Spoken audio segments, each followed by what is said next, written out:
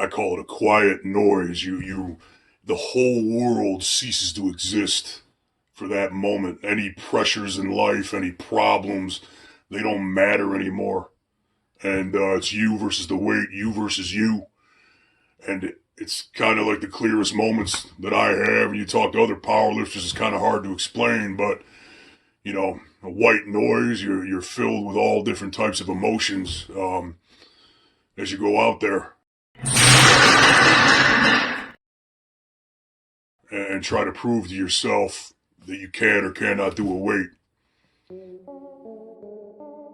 In a powerlifting meet, the emotions that you feel after you lift is pure adrenaline. Joy, adrenaline. When you miss a lift, there's some sadness. It's part of the sport. You go home, you recalculate what you got to do so you can put out a better product the next time you show up. Ever since I was a kid, I was into, strength. I was obsessed with the Hulk, Juggernaut, superheroes. Superhuman strength was something that intrigued me.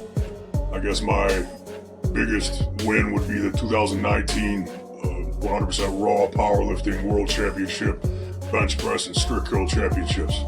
I also hold the record for the heaviest dumbbell on planet Earth, 451-pound dumbbell. Had it custom made locally. At the gym, most you see are 200, 220-pound weights.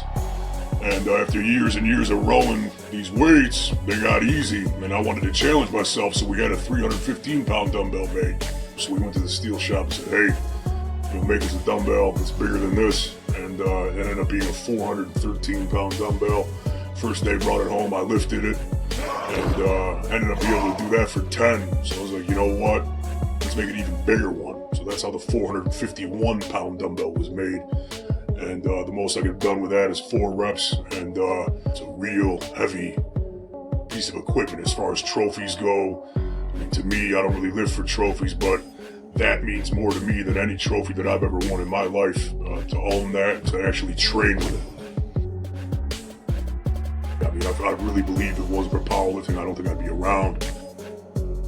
I made a career out of it, being a bouncer, and then that led to going to movie auditions and being a big guy and landed a couple movie roles. And so for me, all of that's come from powerlifting. It's given me everything. There's not enough I can do to get back to the sport for what it's given to me. People think weightlifters are stupid bullies, and we're not that. It takes a lot of passion, drive, brains, all of it. A big thing of powerlifting, it's a mental game. If you tell yourself you can't make a lift, guess what? You're not gonna make a lift. You tell yourself you can, you make that lift every time. You work hard for it, tell yourself you can, you make that lift every time. I spend $550, $600 a week just on food. I eat about 10,000 calories a day.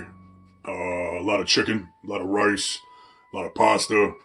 You're not going to get that strong, especially if you're natty. You're not going to get strong. Even if you're not natty, you're not going to get that strong if you don't eat right.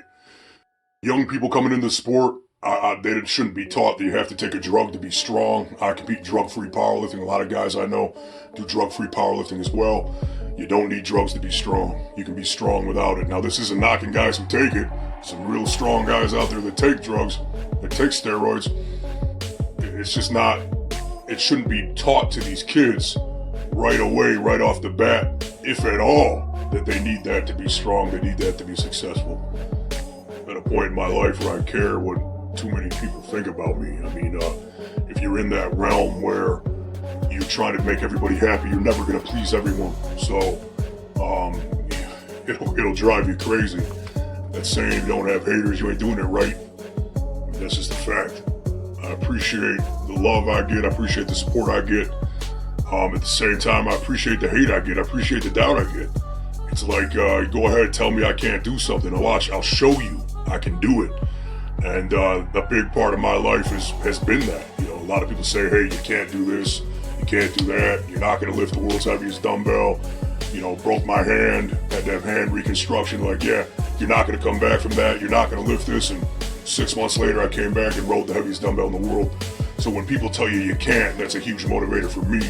Go ahead and tell me I can't do something, and I'll do it. I'll show you. And at the same time, show myself.